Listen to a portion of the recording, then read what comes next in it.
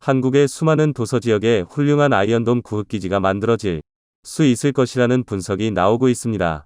미국 보아에서는 한국의 대대적인 아이언돔 구축과 경량 항공모함 건조가 있을 것이라는 보도를 내놓았습니다. 아이언돔이란 적국으로부터 날아오는 미사일을 미사일로 쏴서 터뜨리는 일종의 보호막, 즉 돔처럼 나라를 보호하는 미사일 구육체계를 말합니다.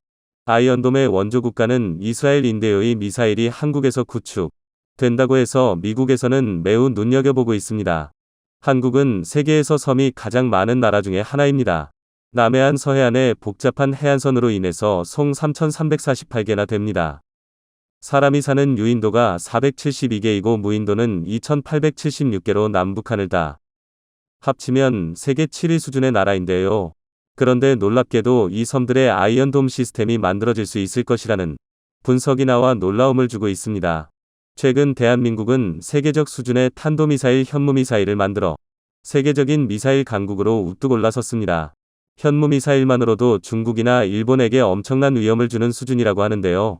더욱 놀라운 점은 한국에서 개발한 이 미사일들을 테스트할 때 플로팅 미사일 기지, 즉 일본에서 기술 개발 후 잘 활용하고 있는 메가플로트 위에서 발사하여 눈길을 끌고 있습니다. 미국에서 언급한 한국형 아이언돔 시스템이 한국의 수많은 도서 지역에 배치될 수 있다는 분석이 나옵니다.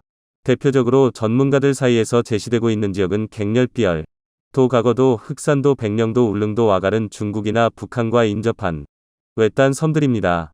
이외에도 무인도 등을 활용한 비밀 미사일 기지가 수백 개 이상까지 가능할 것이라는 의견이 나오고 있는데요. 미중 간 패권 갈등이 심화되면서 한국의 안보 위협은 더욱 커지고 있습니다.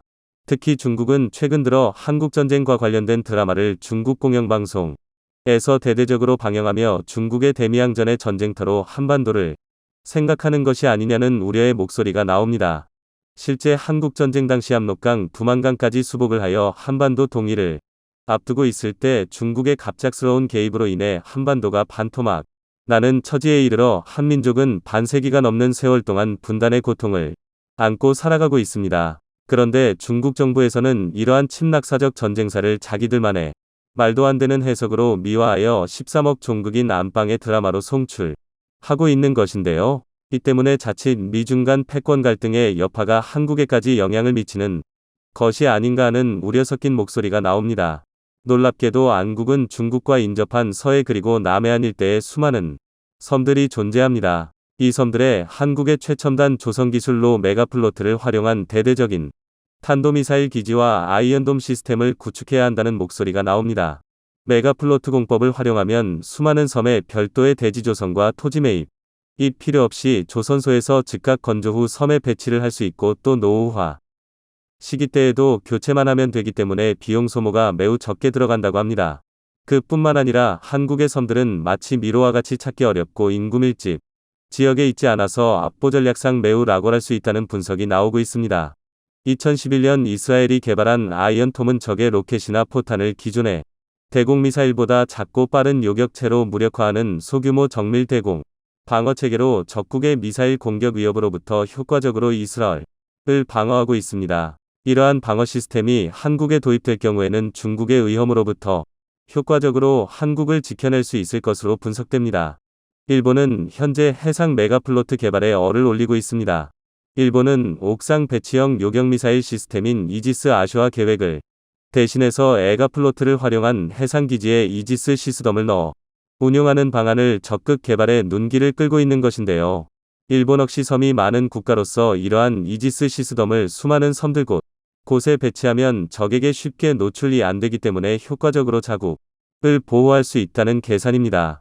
특히 대한민국의 서해와 남해에 위치한 섬들의 미사일 기지와는 중국에게는 더욱 위험이 되고 있습니다.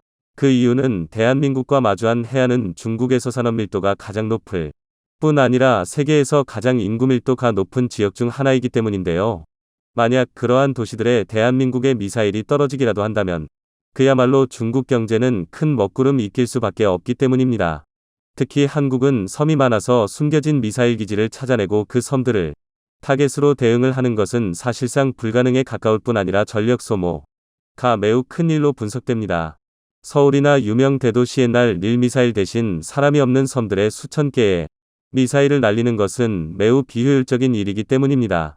중국과 마찰이 빚어질 경우 중국의 제1순위 타격 지역은 한국의 최고 산업단지이자 세계 최대의 반도체 생산기지가 있는 S전자 평덕기지와 주한미군기지가 될 것으로 분석됩니다. 이 때문에 이들 산업단지와 인접한 걱렬비열도는 이러한 플로링 미사 일기지 배치가 가장 효과적으로 작동할 것으로 분석되고 있는데, 특히 경렬비열도는 무인도로 방치돼 있다가 얼마 전 중국에서 매입할 뻔한 사건이 일어나자 부랴부랴 한국 정부에서는 최근에 국가관리연한항 예비 지정을 했습니다.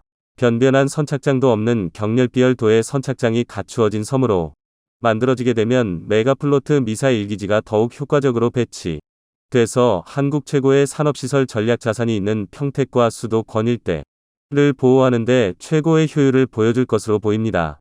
특히 아이언돔 시스템은 공격무기가 아닌 방어적 용도의 무기 시스템이기 때문에 중국이나 이웃국가들이 딴지를 걸 만한 명분이 없습니다. 스위스는 험준한 산악지역을 요새화하여 여러 번 세계대전의 참화 속에서 중립국의 지위를 유지하며 국토를 지킬 수 있었습니다. 대한민국 역시 수많은 섬을 활용하면 주변의 얼간 국가들의 틈바구니 속에서 대한민국의 자주를 지키며 부강한 국가가 될 있을 것으로 분석됩니다. 한국은 옆으로는 중국이나 의로는 북한으로부터 큰 위협을 받고 있고, 중국은 최근 들어 빈번하게 한국전쟁의 진실을 왜곡하며 대한민국을 위협하고 있습니다. 조속한 우리나라 도서지역의 안보기지화를 통해 한국의 국토안보를 더욱 효율적으로 지킬 수 있길 기대합니다. 한 매체의 보도에 따르면 북한 장사정포를 막기 위한 목적으로 속칭 한국형 아이언돔 시스템을 도입할 것이라는 보도가 나와 이목이 집중됐습니다. 아이언돔 시스템을 가끔 미국의 MD 무기로 오해하는 경우가 있는데, 정확히 표현하자면 아이언돔은 실M 무기라고 할 수 있는데요. 실M은 21세기 들어 처음 생겨난 무기 개념으로 미국 등 강대국들이 테러와의 전쟁을 수행하면서 대규모 교전이 없는 대신 저항 세력들이 포나 로켓을 한두 발씩 쏘고 도망가는 게릴라 전술에 대응하기 위해 만들어졌습니다. 아이언돔의 개발 국가인 이스라엘 역시 팔레스타인 저항 세력과 헤즈볼라 등 각종 로켓 공격으로 큰 피해를 받은 경험이 있었습니다. 그래서 개발된 것이 아이언돔이라고 하는 현존 최고의 방공요격 시스템이 탄생한 것이죠. 실M 무기인 아이언돔의 가장 큰 특징은 현재 만들어진 그 어떤 실M보다도 방어 면적이 넓다는 점입니다. 이것은 경쟁 제품들이 밀종의 대공기관포 개념으로 만들어진 것과 달리 미사일을 사용하기 때문에 수십 km 범위의 로켓과 포탄 공격을 막을 수 있습니다. 이스라엘이 미사일 방어 MD 시스템 개발에 착수한 것은 이집트와 시리아로부터 미사일 공격을 받은 1973년 4차 중동전쟁 때부터입니다. 위협을 느낀 이스라엘은 독자 기술 개발에 들어가는 한편 미국과 협정을 맺어 기술과 자금 지원을 얻으면서 다윗 에로우 모두 미국과 공동 개발하게 됩니다. 또한 이스라엘은 미국의 중동 지역 거점용 군사기지를 제공하였으며 일본, 폴란드, 카타르 등과 함께 미국의 사드 레이더도 배치했습니다. 이스라엘의 3단계로 이루어진 현존 세계 최강의 미사일 방어 MD 시스템을 잠시 살펴보면, 첫 번째로 아이언돔이 있습니다. 아이언돔은 이스라엘 영토 전체를 둥근 지붕 형태의 방공망으로 둘러싸는 적어도 미사일 방어 체계입니다. 사거리 4터부터 70km 내의 단거리 미사일, 로켓 등에 대한 방어 무기로 분당 최대 1200개의 표적을 요격할 수 있습니다. 탐지에서부터 격추까지 불과 15초밖에 걸리지 않으며, 특히 2014년 여름 팔레스타인 무장 정파 하마스와의 전투에서 4천여 발의 로켓과 박격포탄을 90%를 요격하는 탁월한 성능을 입증했습니다. 이런 아이언돔보다 높은 고도의 적 미사일을 요격하는 것은 마법의 지팡이 매직 완드로도 말려진 다윗입니다. 최대 296km 거리의 미사일을 요격하는 시스템으로 최고 요격 고도는 40km입니다.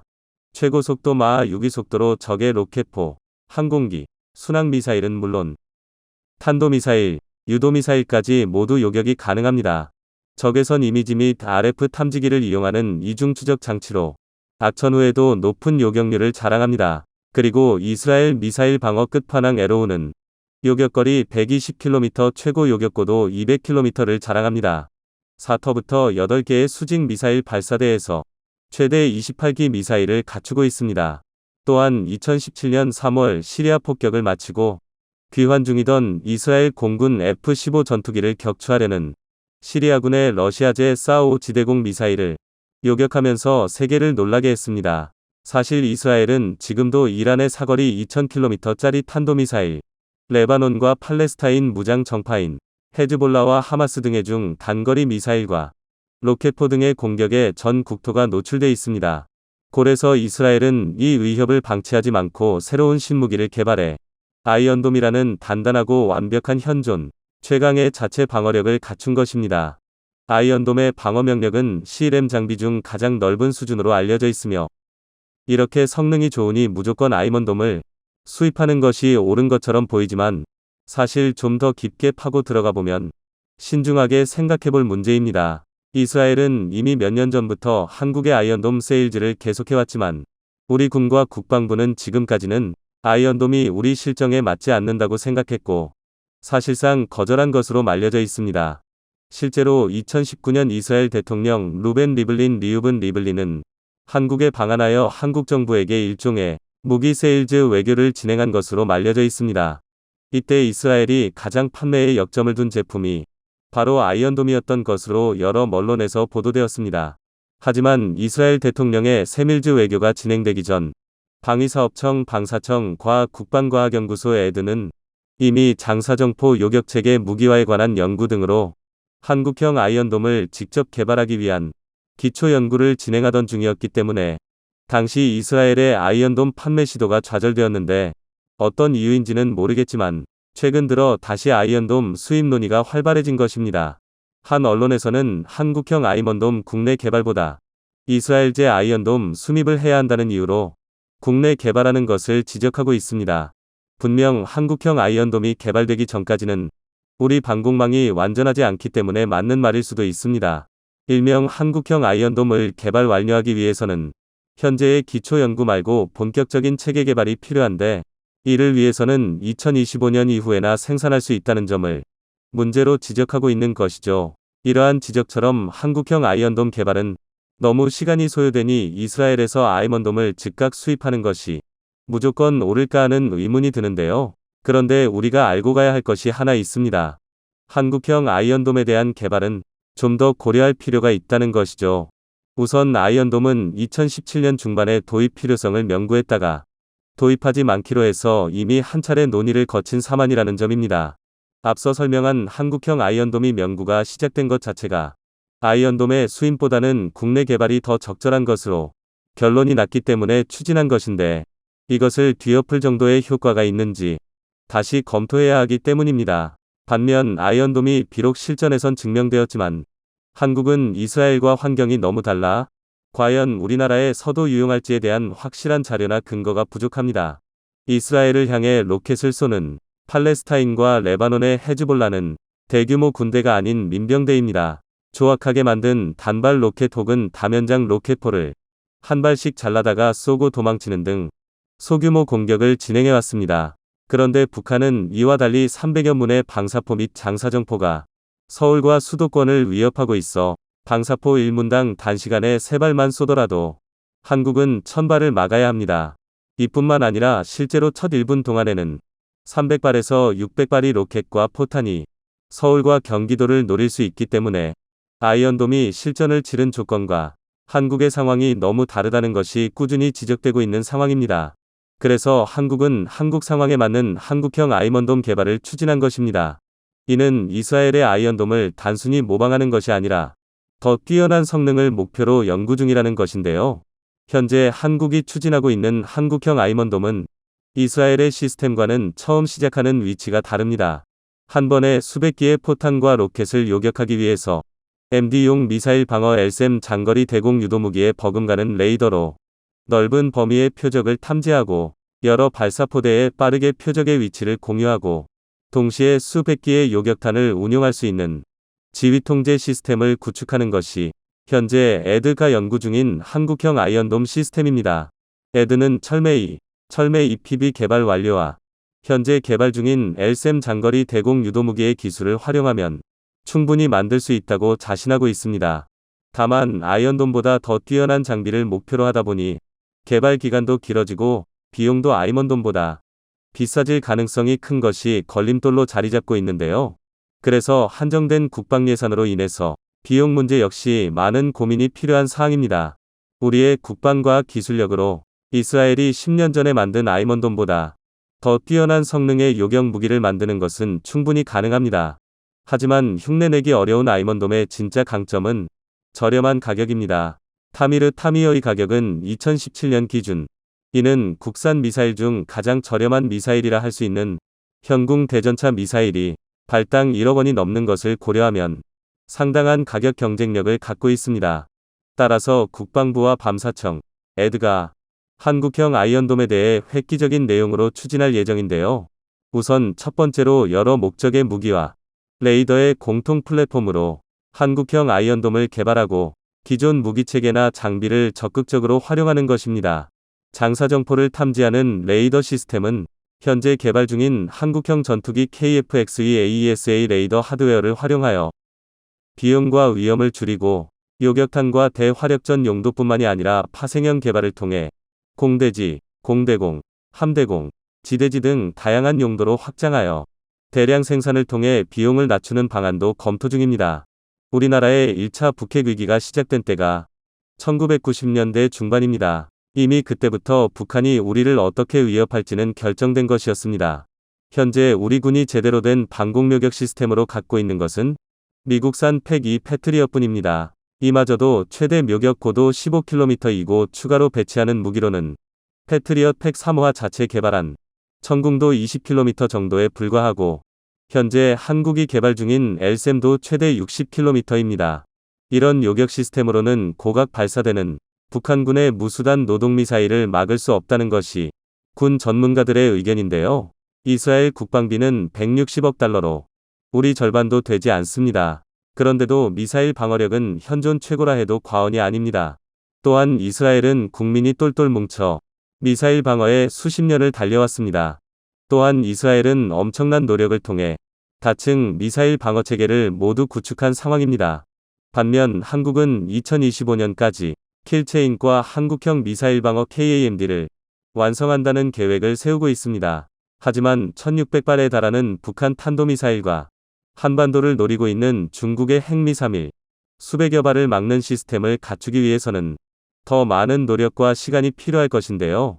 그런데 한국은 의정자들이 자신들의 당론과 다른다는 이유로 반대를 하고 있습니다. 한국의 방공요격 시스템은 정치적인 영향과는 별개로 우선 진행돼야 하는 사항입니다. 국가를 지키는 방법에는 당색이나 당론에 따라 추진되는 것이 아니라 먼저 내 조국을 어떻게 수호할 것인지를 우선적으로 생각해야 합니다. 한국을 위협하는 나라들은 우리가 강력해질 때까지 기다려주지 않습니다. 지금까지 세상의 모든 군사무기를 얘기하는 꺼리튜브였습니다. 이스라엘과 한국이 동시에 폭탄 발표를 하자 전 세계가 열광하고 있습니다.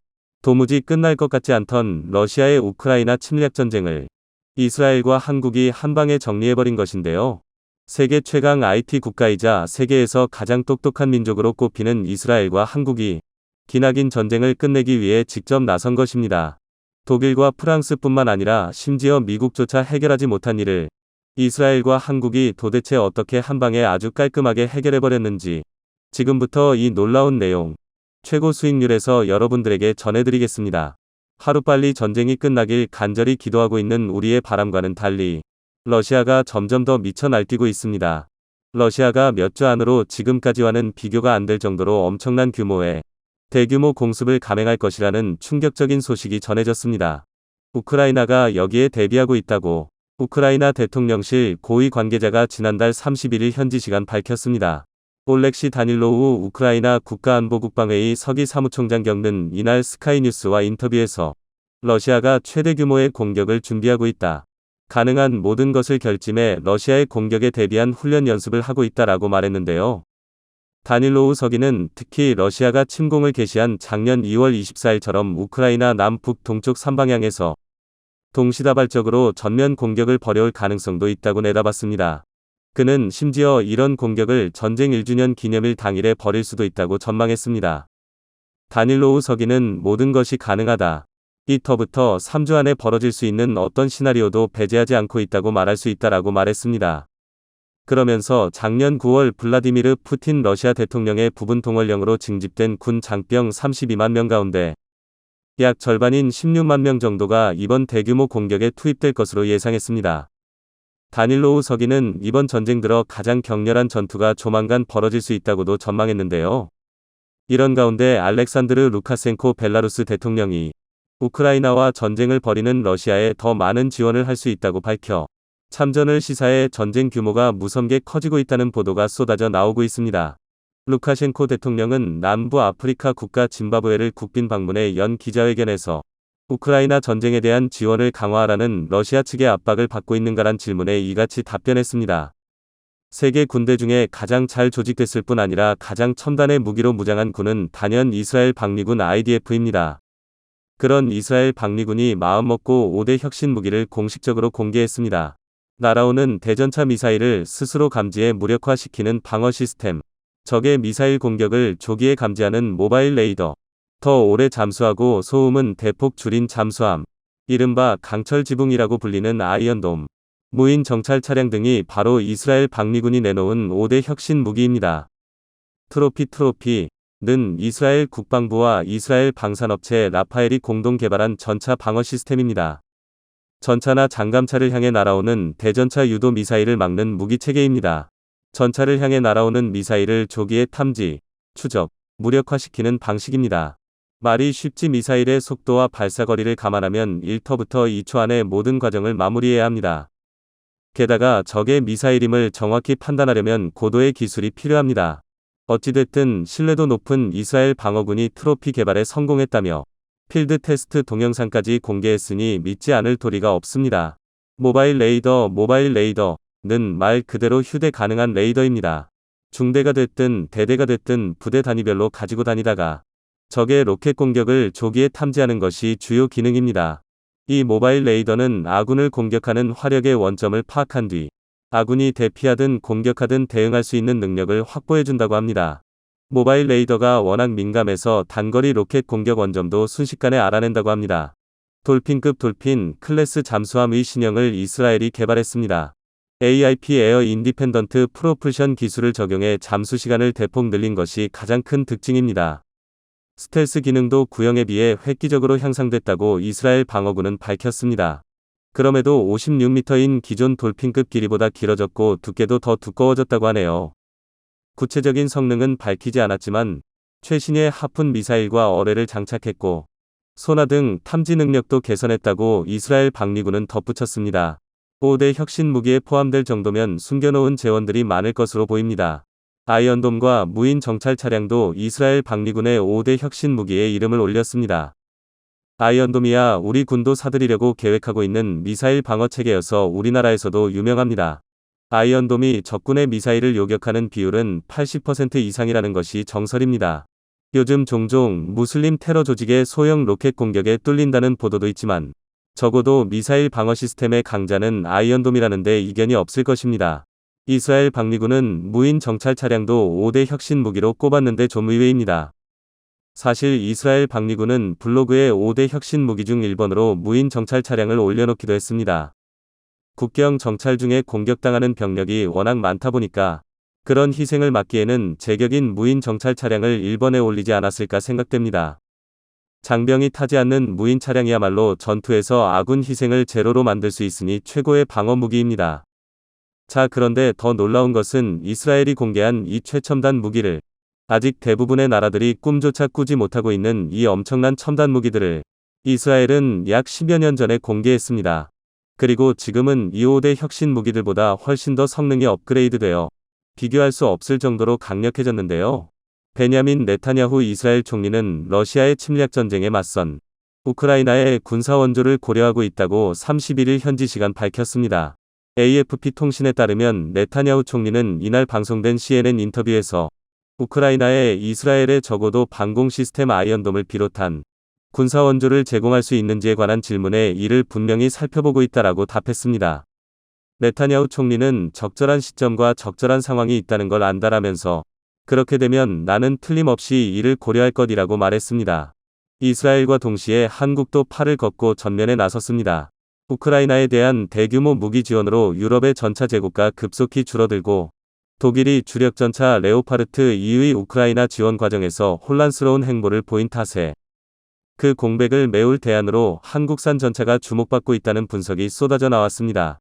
블레이크 헤르징거 미국 기업연구소 인도-태평양 국방정책연구원은 30일 현지 시간 미국의 외교 전문지 포린플리시 FPSN 기고문에서 우크라이나 전차 지원을 둘러싸고 독일이 자초한 논란으로 유럽의 국방 파트너들이 새로운 대안을 찾고 있다며 한국의 K2 전차를 주목했습니다. 헤르징거는 한국이 유럽의 전차 시장을 휩쓸 수 있다라는 제목의 기고문에서 한국의 현대로템과 하나디펜스가 폴란드와 대규모 무기 계약을 따낸 점을 언급하며 폴란드에게 한국과의 거래는 독일 방산업체 라인메탈보다 훨씬 빠르고 경쟁력 있는 금액으로 전차를 확보하는 방안이라고 평가했습니다. 폴란드는 한국 업체들과 컨소시엄을 구성해 K2의 폴란드형 개량 모델인 K2PL과 폴란드형 자주포인 K9PL을 생산할 예정입니다. 지난해 폴란드는 한국 방산업체들과 K2 전차 1000대, K9 자주포 672문, FA50 경공격기 48대, 천무 다연장 로켓 288문 등 대규모 무기 공급 계약을 체결한 바 있습니다. 지난달 6일 K2 전차와 K9 자주포 초도 물량이 폴란드 현지에 도착한 직후 열린 인수행사에는 안제이 두다 폴란드 대통령과 마리우시 부아슈차크 부총리 겸 국방장관 등 이례적으로 정부 고위 관계자들이 대거 참석하기도 했습니다. 계약 체결 후 불과 4개월 만에 초도 물량이 현지에 도착한 것 역시 상당히 이례적입니다. 헤르징거는 폴란드뿐 아니라 튀르키예, 슬로바키아, 노르웨이 또한 K2 전차 도입을 위해 한국과 협의하고 있다며 동유럽의 구식 소련시대 전차 중 다수가 이미 우크라이나로 보내졌기 때문에 K2는 방위 관계를 다양화하고 업그레이드하려는 여러 국가에 적합할 수 있다라고 평했습니다. 그러면서 한국이 전 세계에서 유일하게 최첨단 전차 대량 생산 시스템을 갖추고 있다며 한국 무기가 유럽을 뒤덮어 러시아를 강하게 압박하는 형세가 만들어졌다고 전했습니다. 나토 사무총장도 한국산 무기가 유럽을 도배하는 것에 적극 찬성했고 심지어 한국 무기가 우크라이나에 직접 전달될 수 있도록 하겠다는 강한 의지를 표출했습니다. 젠스 스톨텐버그 북대서양조약기구 나토 사무총장은 30일 한국이 러시아의 침공을 물리치는 데 우크라이나의 무장을 도울 수 있도록 분쟁국에 무기를 수출하지 않는 규칙을 제고해 줄 것을 요청했다라고 미국의 CNN이 이날 보도했습니다. 그는 만약 러시아 푸틴 대통령이 승리한다면 그와 다른 권위주의 지도자들에게 보내는 메시지는 그들이 무력 사용으로 원하는 것을 얻을 수 있다는 확신이 생길 것이며 이는 세상을 더 위험하게 만들고 우리를 더 취약하게 만들 것이라고 강조하며 한국산 무기가 유럽 전체를 장악하며 유럽의 군사력을 완전히 다른 레벨로 바꿔준 것처럼 우크라이나도 한국산 무기로 도배한다면 현재 상황이 180도 바뀔 것이라 확신했습니다. 노르웨이가 한국의 K2 흑표전차를 맹전 한 푼 안 내고 사려 했다가 딱 걸렸습니다. 노르웨이는 한국에 찾아와 K2 흑표전차를 100대 도입하고 싶다고 밝혀 수년간 협상 중이었는데요. 이에 우리 국민들은 한국의 K2가 전차 강국 독일의 아성을 무너뜨리고 노르웨이의 설원을 장악하겠구나 하며 고향감과 기대감에 휩싸였습니다. 하지만 뚜껑을 열고 보니 흡사 인도네시아를 방불케 하는 협잡질이 튀어나왔는데요. 노르웨이는 협상 초기부터 한국이 도저히 받아들일 수 없을 정도로 터무니없는 조건들을 들이밀며 한국을 곤혹스럽게 만들었습니다. 현금 지급이 아닌 절충교역으로 무기를 사겠다며 협상 테이블에 나왔기 때문입니다. 더욱 어이없는 건 노르웨이가 절충교역 카드를 들이민과 동시에 뻔뻔하게도 한국의 기술 이전과 현지 생산까지 요구했다는 점입니다. 정말 어이가 없는데요. 이에 당연히 협상은 몇 년째 답보 상태로 제자리 걸음일 수밖에 없었습니다. 그런데 최근 한국에서 대반전 상황이 펼쳐지며 노르웨이가 당황한 기색을 감추지 못하고 있습니다. 노르웨이는 돌연 흑표전차 도입에 대해 좀 더 세밀히 조율할 필요가 있겠다며 역대급 태세 전환을 보여준 것입니다. 또한 어차피 아쉬운 건 한국이라며 답답할 만큼 느리게 진행되던 협상 또한 반드시 올해 말까지는 결론을 내리겠다며 안절부절 어쩔 줄을 모르고 있는데요. 도대체 무슨 일 때문에 노르웨이와 한국 간의 가불관계가 역전된 것인지 자세히 알아보겠습니다. 보도에 의하면 지난해 세계 군사비 지출이 사상 처음으로 연간 2조 달러 약 2,500조 원을 돌파했습니다. 2조 달러가 얼마나 큰 돈인지 가늠이 잘 안 되실 텐데요. 국제통계 사이트인 아월드인데이터는 1인당 하루 평균 식비를 3.69달러로 계산했습니다. 이 수치를 놓고 단순 계산을 해보면 2조 달러는 전 세계 79억 인구의 73일치 식비에 육박합니다. 정말 헉소리가 절로 날 만큼 천문학적인 돈인데요. 이렇게 전 세계가 때 아닌 무기 사재기에 돌입한 이유가 있습니다. 러시아 우크라이나 전쟁 여파 때문인데요. 러시아가 우크라이나를 전쟁의 화마로 돌아가는 모습을 보자 유럽도 앞다투어 군비 경쟁에 돌입했습니다. 이런 분위기는 오랫동안 중립을 지키던 스웨덴과 핀란드마저도 나토에 가입하게 만들었는데요. 사정은 노르웨이도 마찬가지였습니다. 노르웨이는 북유럽 최북단의 나토 회원국으로 러시아와는 무려 169km의 육지 국경이 맞닿아 있고 바렌츠해에서 대규모 해역을 공유 중인데요. 이런 지리적 여건은 노르웨이를 크게 압박했고 러시아와 맞닿는 국경 경비의 역량을 강화하기 위해서라도 혼신의 힘을 다할 수밖에 없었습니다. 실제로 노르웨이는 올해에만 약 30억 크론에 약 4,100억 원 나되는 거액의 국방비를 추가 증액했는데요. 여기에 더해 노르웨이는 무려 193억 크론에 약 2조 6천억 원 나되는 막대한 예산을 투입해 제미 구형 레오파드 EA4 전차를 대체하기 위한 피구 360 사업을 진행했습니다. 바로 여기에서 독일마 레오파드 EA7과 한국의 K2 전차 파생형 KENO 전차가 맞붙게 되었는데요. 피구 360 사업 초기만 해도 전차 평가 레오파드의 낙승이 점쳐졌습니다. 노르웨이가 오랫동안 독일의 레오파드를 운용해왔기에 군수보급 시스템이나 교육훈련 면에서 KENO보다 월등하다는 이유에서였죠. 그러나 막상 현지 평가가 시작되면서 노르웨이의 여론이 달라졌습니다. KENO 전차가 기대 이상의 성능을 보여주면서 독일의 레오파드를 압도했기 때문이었죠. K2 흑표 전차로 말할 것 같으면 미래 지상 전투 환경에 적합하도록 국내 독자 기술로 개발된 세계 정상급 전차입니다. 중량 55톤에 달하는 단단하고 듬직한 차체에서 힘차게 뻗은 장포신을 통해 발사되는 대전차탄은 자타가 공인하는 최고의 관통력을 자랑합니다. 특히 1500마력의 디젤 엔진이 뿜어내는 힘으로 시속 70km까지 야치를 달리는 주행 능력이야말로